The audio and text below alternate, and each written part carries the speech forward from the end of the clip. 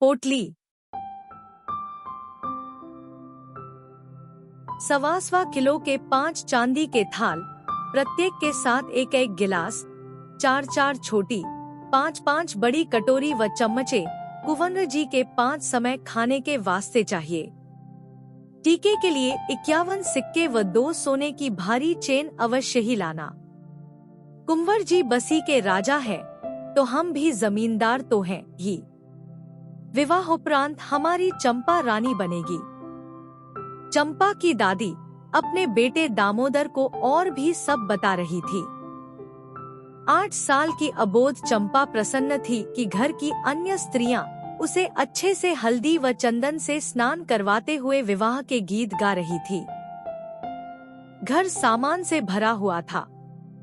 उसकी मां नहीं थी, अतएव दादी ने ही बताया कि अगले दिन उसका विवाह था और उसको दिए जाने वाले जेवर वस्त्र दिखाए। साथ ही यह भी कहा कि चंपा 3 दिन तक मिट्टी में ना खेले। अगले दिन विवाह के फेरों में घूमना भी चंपा को बुरा नहीं लग रहा था, क्योंकि बच्चों के तरह तरह के खेल कूद की तरह ही उसने समझा।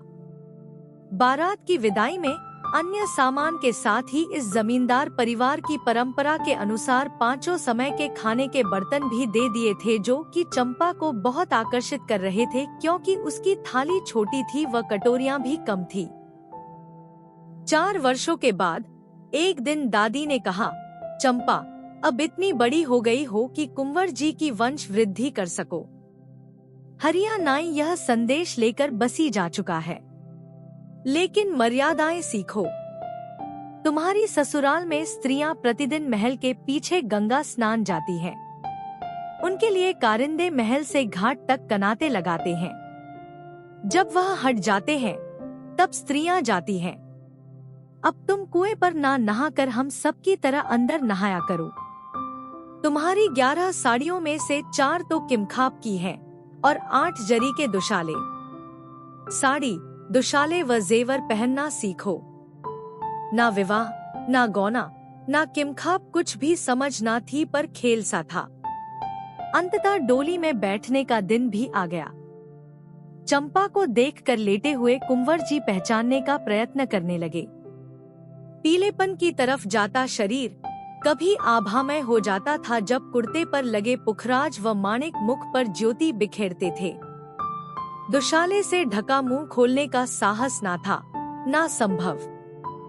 दादी ने कहा था कि पैर छू लेना, तो वही किया। कुछ क्षण बाद अर्धमूर्छित पति कुंवर जी के पास से हटा दी गई। वहां उपस्थित पुरुष, चाहे कारिंदे चाहे रिश्तेदार, सभी धनलोलुप लगे। गिद्ध सी आंखें जेवरों पर थी। 2 दिन बाद उसे दोबारा कुंवर जी के दर्शन को लाया गया। एक भी जेवर तन पर ना था। सब कहाँ गया?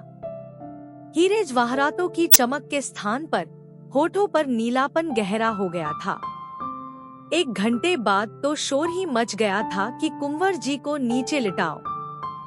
नन्ही बच्ची जीवन मृत्यु की विभीषिकाओं से अनभिज्ञ, वह भी वहां जहां ना संवेदनाएं थी ना वेदनाएं।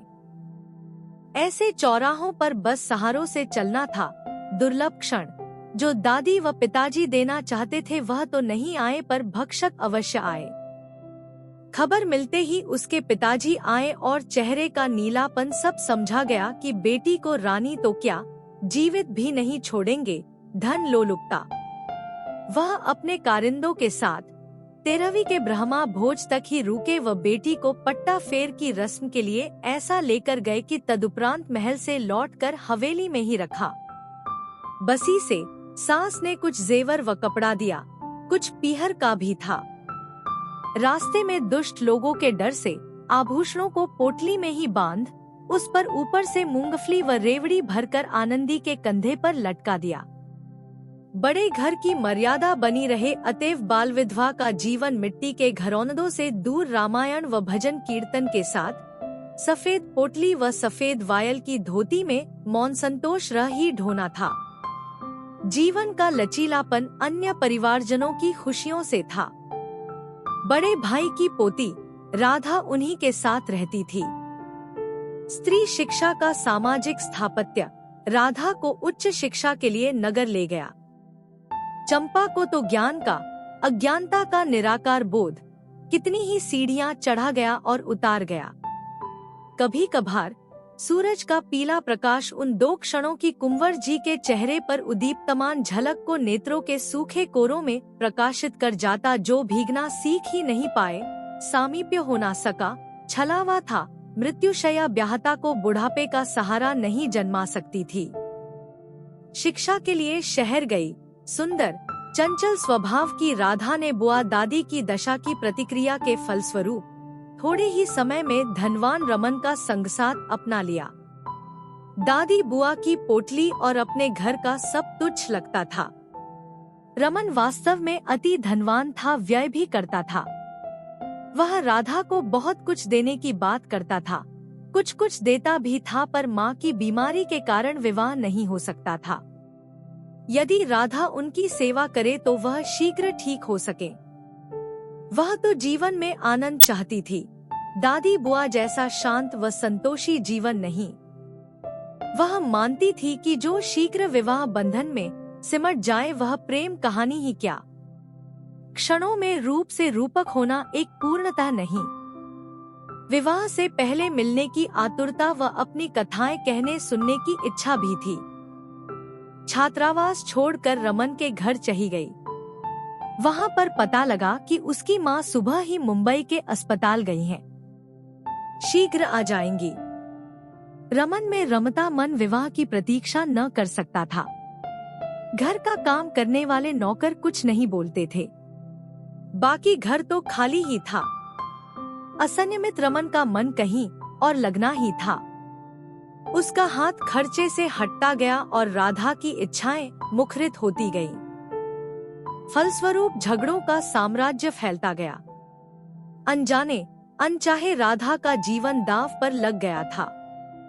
अंततः जो ना सोचा था, एक दिन सोना भरी पोटली व मकान की आशा राधा को 2 टुकड़ों में इच्छाओं से सजी उस चादर की पोटली में बांध चुकी थी, जो पुखराज की चमक से सुसज्जित न थी पर जरी के कड़े फूलों की चमक लिए थी। माणिक की आभा न थी पर खून के धब्बे चमक रहे थे। चंपा के गौने पर दादी ने कहा था कि घर की मर्यादा बचाकर रखना। इस कारण जब पति कुंवर जी की मृत्यु पश्चात घर आई थी तो चमकदार चांदी के बर्तन व स्वयं के चमकीले आभूषण न मिलने पर मुंह नहीं खोल पाई थी। केवल 2.5 किलो की पोटली ही कंधे पर रही, पर वह स्वर्ण चादर में 2 टुकड़े होकर पोटली नहीं बनी। शांत कांतिमय चेहरा सफेद वायल में भी अपनी विशिष्ट छवि देता था। समय परिभाषित करता है, पर परिभाषा स्त्री स्वयं बनाती है।